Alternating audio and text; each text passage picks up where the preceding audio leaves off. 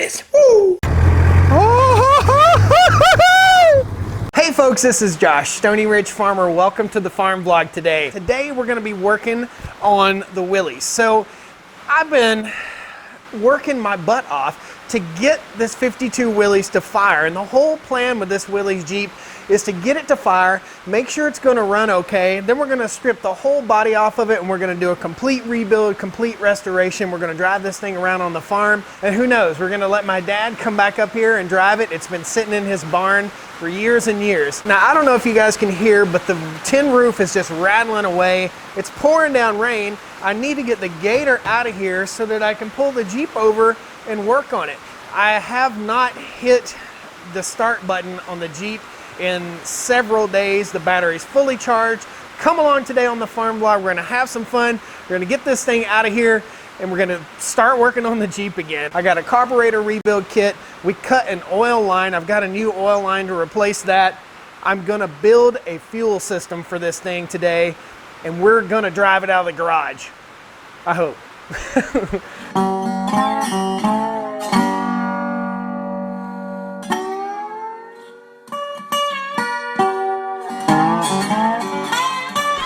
So it's a little chilly out in the shop. It's about 40 degrees and it's raining like crazy out there, but I gotta get on the Jeep. I got the Jeep on these cool rollers. Basically, I just jacked it up and put it on these rollers so I can just move it around wherever I want to inside the shop.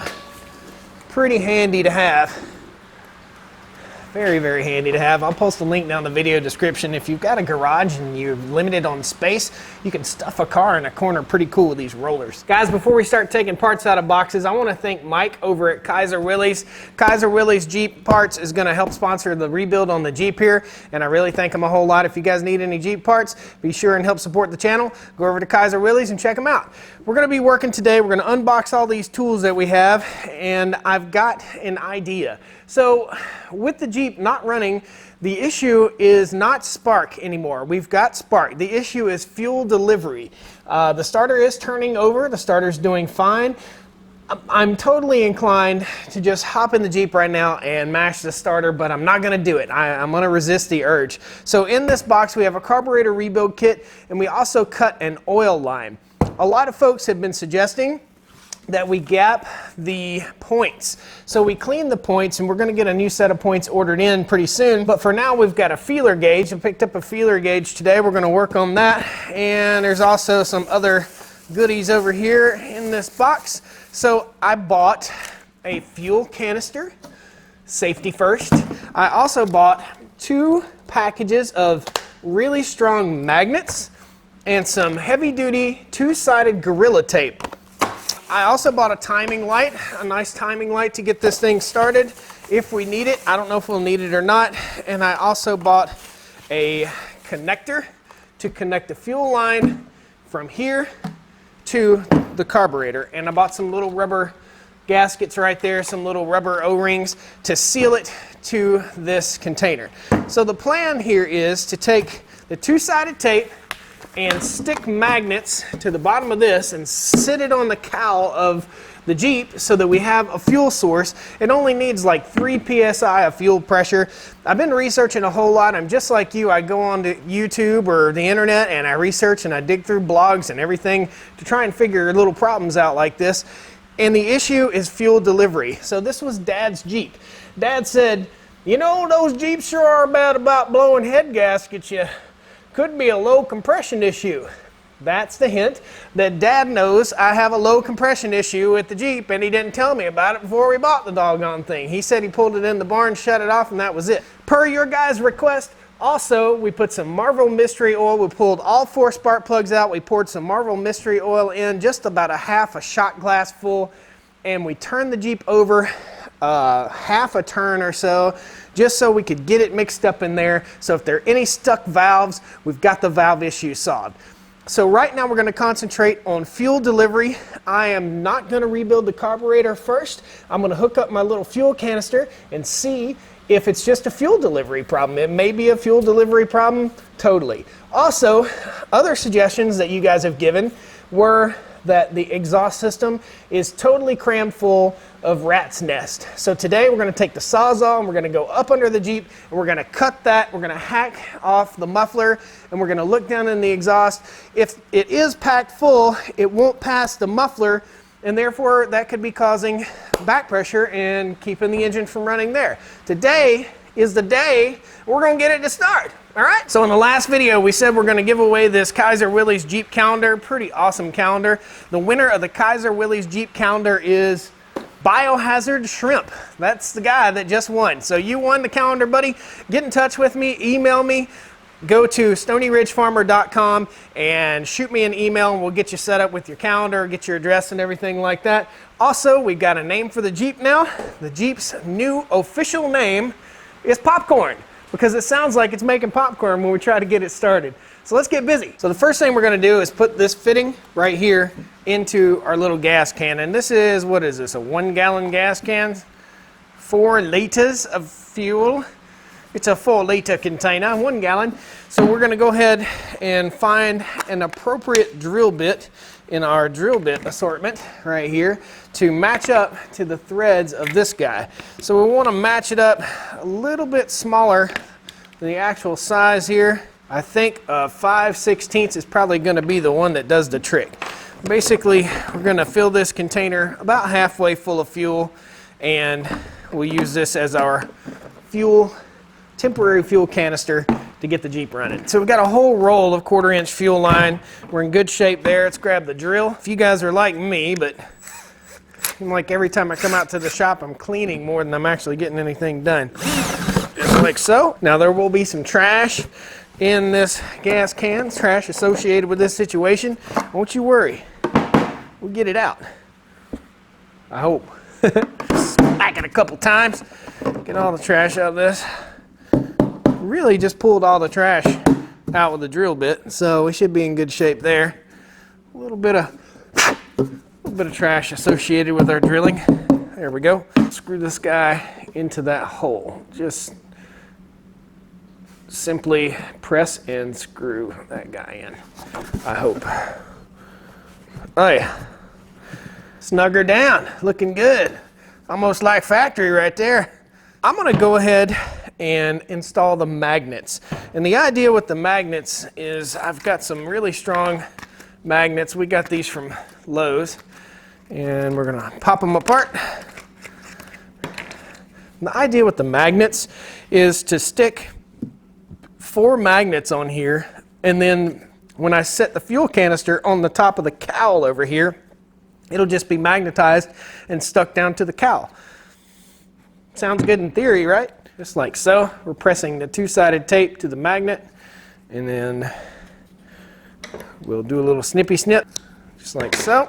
Guys, the reason I have these rubber gloves on isn't because I don't want to get dirt on my hands. It's chilly out here, and these rubber gloves just knock the chill off just enough to where when you're handling metal parts and stuff, your fingers don't freeze. So we just got back from the UK. We just visited some fence companies. We visited Tom Pemberton's farm. He has a cattle operation in the United Kingdom. We got to go see how they do it over across the pond. That was pretty cool. Tom put out a video Tuesday, I guess, about our visit, and ours will come out tomorrow. So you want to see what a farm is like in the UK, in Great Britain or England or whatever you want to call it, check that video out tomorrow.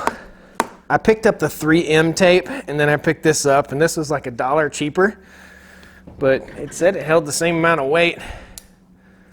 I don't think you can beat 3M products. I really don't. Not impressed with the Gorilla Tape. Sorry. Sorry, Gorilla Tape people. As soon as I stick it on there, it's trying to come off. Drop a magnet on your workbench and watch what happens. Every little piece of metal shard on your workbench comes out and jumps on the magnet. Get dirty. So we've got our fuel canister, and I went on and installed our fuel hose on here. The magnets are stuck on there just like so, and I am going to slide all this,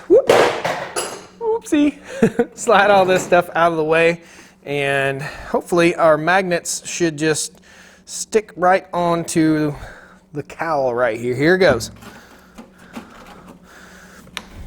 Yeah, so 3 of the 4 magnets are here, and one of them is stuck on the cowl right here. Not impressed. That's Gorilla tape, not 3M tape. I should have bought 3M tape. I'm ashamed. So now we have a tubing cutter. We're going to cut the permanent fuel hose here. Let's get this back just a little bit. So the whole purpose of this magnet system is so that I can drive the Jeep, and this will stay put if I can get it running. If this doesn't work today, we're going to pull the carburetor off and hit it with the rebuild kit. I am told this is a very, very simple carburetor rebuild. The Kaiser Willys folks offer a rebuild service for these carburetors, but I'd have to send it in and it would delay us in our project, and we can't have no delays. Okay, come on, buddy. Don't give up on me now. There we go. Good deal. So we'll slide it over nice and snug. That should get us where we need to be to get some fuel in that carburetor. So if the issue is fuel delivery, well, we've got fuel delivered now. So we'll see how she goes. If you're at yard sales and you run up on an old style fuel can without that mandated government safety nozzle on it, get it, buy as many as you can. There's also, I'll post a link down below to a nozzle that you can use to replace. It's a water nozzle to go on your old fuel cans. Oh man, I should have put a fuel shutoff valve on here. It's just leaking. Oh, you turd. So the float must be stuck because the carb is just pouring fuel out of it. Let's put the lid back on this, and I'm gonna put a shutoff valve on my temporary fuel canister here. Man, so that would tell me that I've got a float stuck down, I'd think. Now guys, you should have reminded me to put this on there. This is a little stopcock fuel valve. We'll slide that dude on there and hopefully stop this issue. I'm gonna get fuel on me, but that's cool. And we've got a stopcock for shutting our fuel on and off. Let's turn it back on, and I'm gonna tap the side of this bowl a little bit, see what happens. It's not overflowing anymore. Let's give her a shot, see what she does. We've got oil pressure. I've seen the oil pressure gauge go up. So what I didn't know is that I'm gonna have to keep this cracked, keep the lid cracked, because this tank, even though as small as it is, and that I took fuel from another tank and put it into here, evidently it's warmer in this tank, and therefore it started expanding and started blowing fuel out of my little hole right here. So far, so good. Seems like it's gonna hold. Let's get over to the Jeep. Underneath the Jeep is a puddle of gasoline this big. I still need to cut the exhaust off. I think I need to wait a minute and let that gasoline go away. We're gonna kick the garage door open and let that breathe. You know, we got spark and we got fuel. We got a fuel puddle. That's about a half gallon of gas. I will wear safety glasses for this part of the adventure. Nothing like being under a vehicle, looking up and getting an eye full of rust. Not cool. So let's get up under here and get to cutting. Let me show you the exhaust system right here. Definite signs of rat nest in here. So we're gonna go back probably to right here. Just gonna cut it off. And if there's any yuck in there, it'll just kick it right out. So let's get her done, boy. No, no question. That is rat poop.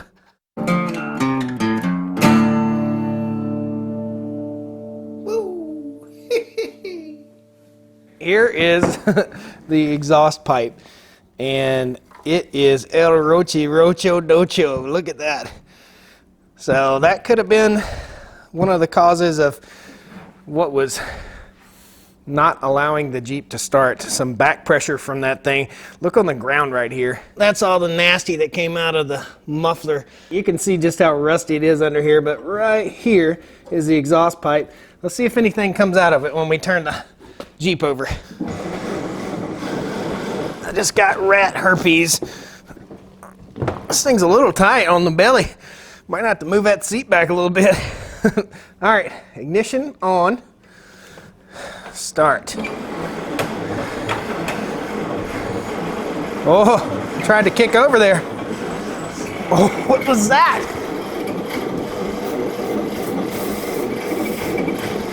Oh, ho, ho.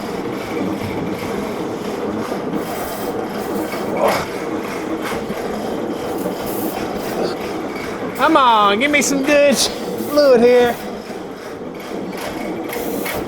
Oh, baby. All right, let's give that starter a break. We do know that our timing is right. We do know that we're getting fuel. I think I should pull the choke, and hopefully if there were any stuck valves, that Marvel Mystery Oil loosened them up. Tonight's the night for love. Let's get her done, boy. Let's choke it, full choke.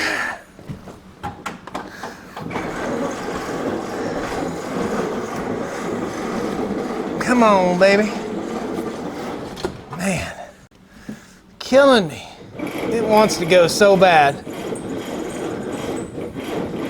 I know what I really need to do. I need to hook this thing to the back of the tractor and pull it around the farm. It's dark outside right now. Oh, what a pain. This is the hardest vehicle I've ever worked on to get started. It's just been a royal pain, especially for one that was running when parked. It was just pulled in the shed and parked. My wife's gonna like that Octane 93 perfume tonight, boy. It's gonna be good. Take the number 1 plug out here. See what she looks like. What do you guys think? It's kind of wet.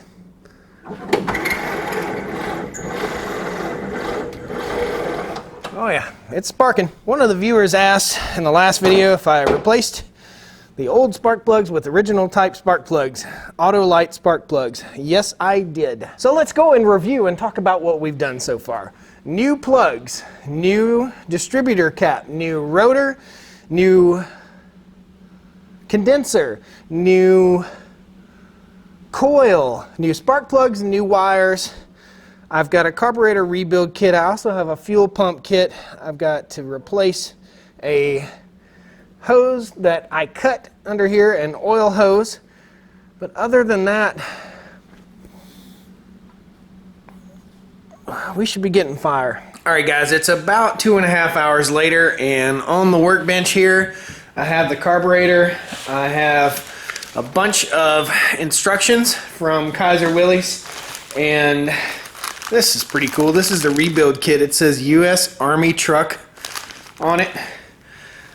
There are a lot of itsy bitsy baby parts in here. So I think I'm going to be occupied with this for probably somewhere in the neighborhood of 3.5 to 4 hours. We'll get it cleaned up, hopefully. Back together, clean, adjusted. Complicated. Very complicated. I'm beginning to not like Mr. Popcorn over there so much. A night has passed. We're back out here in the shop. It's about noon and it's almost 60 degrees. No rain today. Thank goodness I can kick the shop doors open and work with all this smelly fumes and gas. So we pulled the carburetor off last night, and in the middle of the night, the little gasoline container, I'm looking at it on the floor right here, it started leaking. So we're going to make up some epoxy, and we're going to seal around that little valve or that little connecting point that I use for our temporary fuel tank. We're going to go ahead, clean up the carburetor, take it apart, put it back together, get it back on the Jeep, and see what goes on from here. I think I have a low voltage issue that's coming from the condenser because we replaced the condenser and the points that came with that condenser were the wrong ones. I'm thinking we put a 12 volt condenser in a 6 volt system, and therefore we're not getting enough punch with our spark, and consequently we're not getting fire like we should. So the engine's turning nice and slow and we're not getting much spark. I talked to Mike at Kaiser Willys about what's going on here, so we're going to send him off some pictures and make sure that we've got the right condenser and everything inside of our distributor, and we're going to get started on this thing again. I'm going to put the old condenser back inside the distributor, fix the gas tank, rebuild the carburetor, put it back on, and get my fingers crossed. We've got spark, we don't have fuel delivery, and when I pulled the carburetor off, down inside the intake was a puddle of gas about that deep. I soaked it all up last night. Earlier this morning, I turned it over and I shot a little bit of starting fluid in there as a vapor, and it did not fire. It would not fire. We do have our timing correct. I do know that. Everything should be right. We found top dead center on the engine. Fingers crossed, guys. Once we get this thing to start, make sure it runs decent. We're going to go ahead and start tearing the body off of it and start with the full-on restoration. So let's get busy. I got a lot of little tiny intricate details to handle today. As you can see, my table runneth over right here. Let's take a look. We've had the carburetor soaking in super clean all night long, and it's still pretty gicky. I've got a toothbrush and some little wire brushes, some brass brushes and stuff, and we're going to clean this guy up. I don't know if this carburetor has ever been rebuilt. It may still be all the same seals and everything from 1952, but we're going to take it apart and put it back together. Another thing of note, we also bought a nice digital timing light so we could time this thing, but it wouldn't work because it was a 6-volt system. So we pulled the gator in here and hooked up the battery to the 12-volt system, and it still wouldn't work. We're going to use this on the SS454 truck in the next couple days. We've got to get that thing all dialed in with timing. It's way out of time, and it's detonating when I hit the gas. If you guys haven't seen the 454 truck, we showed it on the Wednesday Night Live video, and we'll get that thing out and have some fun with it again soon. All right, so here's what we've got for our carburetor mess. We'll soak it on down a little bit more, keep it wet. Basically let it stay wet with super clean all night long. Hopefully that'll get all this grime off of here. We'll give it a nice little scrub and see how she does. If that super clean will get the job done.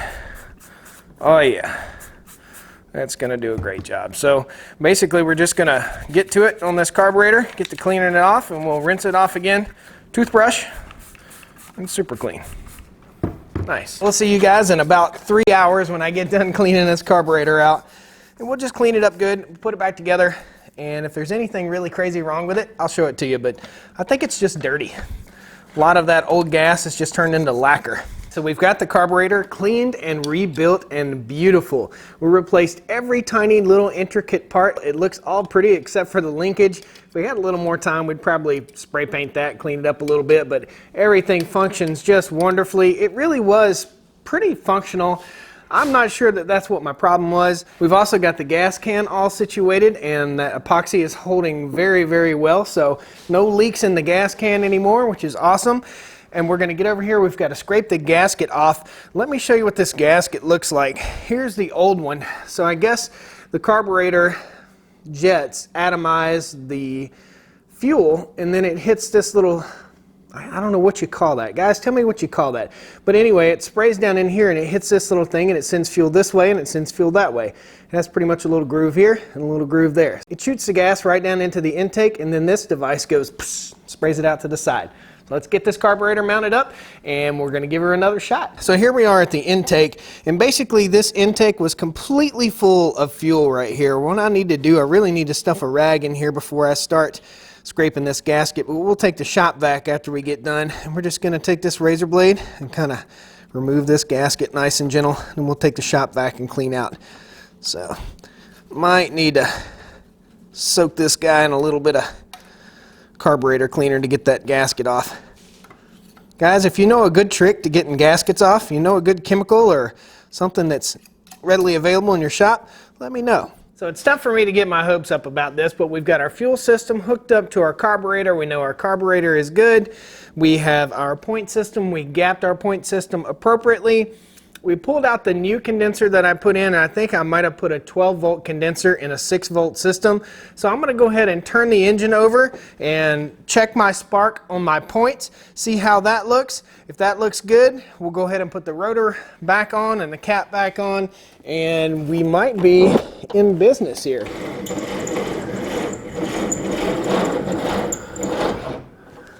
Doesn't spark without the key on. There we go.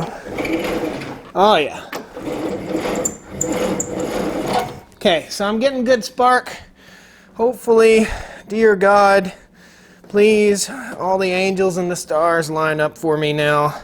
Days and days and days of trying to get this thing to start. Cross your fingers.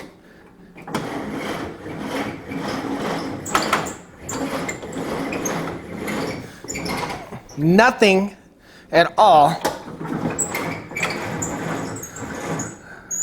other than a lagging starter should be stopping this thing from starting right now. So annoying. I'm going to roll the Jeep out the door and roll it down the daggone hill and see if we can get it to start. So I've got the Jeep up on those stands. I've got to pull them off the stands, make sure there's air in all the tires. It has the tow bar on the front of it, so I can just hook back to the Gator and pull it back up to the top of the hill. I think it's the only way that I'm going to be able to get the engine to turn fast enough to start. It's... Okay, so we're going to make one run at this. I pulled the Jeep off of its chocks. I've got the gate controller in the Jeep so that I can get down the hill. We're going to put it in low 4, gear 2, and see if we can get it to roll off and roll start down this hill. And the hill is probably about 300 or 400 feet of gradual drop here on the driveway. If we can't get it to start like that, tomorrow we're going to make this a 3-day vlog. Tomorrow we're going to go get my neighbor and we're going to get him to either pull us around on the tractor or on the Gator until this thing fires. I have absolutely had it, guys. Spark, I've got everything I need except for something to turn the engine fast enough. And I think the secret to getting this thing started is going to be simply just roll starting it. That's it. Just roll starting it off. So here we go. Let's drag it out here. First thing I have to do is push it to the door here. It has absolutely no brakes at all. Yeah, the no brakes thing has me a little bit nervous. The steering really sucks too. Ugh. So I've got to kind of Flintstone this thing out the door. I really need a helping hand here, but I'm gonna set you down and we'll give her a little push. Just gotta tip those front tires out the door. Okay. Okay, no brakes. Oh, there's a gear. Whoa. Oh, come on, let's get her going faster. Come on, baby. She popped. She locked. Look back there. You're locking up there. Let's get some speed going. Pop her again. Oh, man. Come on, baby. I think she'll fire. No brakes. I reached for the brakes. Oh, it's too flat right here. Got a Flintstone. The thing is, I'm too fat to jump in really fast. All right, setting you down. Here goes nothing. Let's get some speed. There we go. Come on, baby. Give me a little speed. Oh, I need a little more speed. We're pushing a half a mile an hour here. We need more. We got a little bit bigger hill ahead. Do not want to do the ride of shame back up the hill. I want it to go faster though. Come on, baby. Chickens are happy. All right, we're gonna get some speed now. Oh, she's trying. She's trying. Oh, she's trying again. That's the right gear. I got her in the right gear, guys. Watch her here. Oh, I got her in the right gear. That starter sucks. I just hit the starter again. All right, let's try her again. We're gonna get some speed, baby. It ain't gonna stop, I know that. Oh, come on, baby. Come on, find that spot. Find it. Ah, slowed us down. We're gonna get another run at this. So slow. Come on, baby. You can speed up faster than this. So I got a good flat landing area right here. If I can get some good speed, we're gonna drag her out. Cross your fingers. Here goes. We're gonna get the most speed this time. Nice, like a ski. Come on. Oh yeah! Oh, come on, baby. Stay running. Come on. Oh. Oh, she's dying again.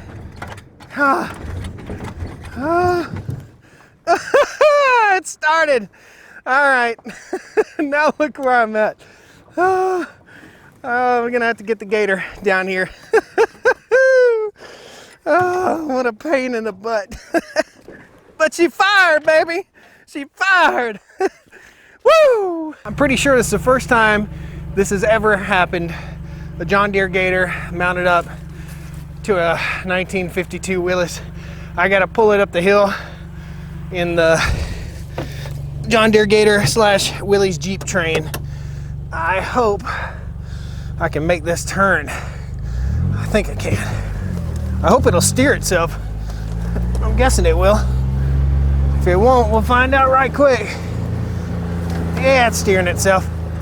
Yeah, it's pulling good. Yeah, baby. Look at that. Somehow, oh yeah, it's just not really driving itself perfectly, but come on. It's trying. See, the wheel is kind of chalked out to the side there. This has to qualify me for some kind of a redneck award. Look at that. That's awesome. We're going way up the top of the hill. We're gonna make one more run today. If she don't start, we're gonna come out in the sunshine tomorrow, baby. We're in a low 4 in the Gator and she's a slipping. Woo! It's just good, clean living right here.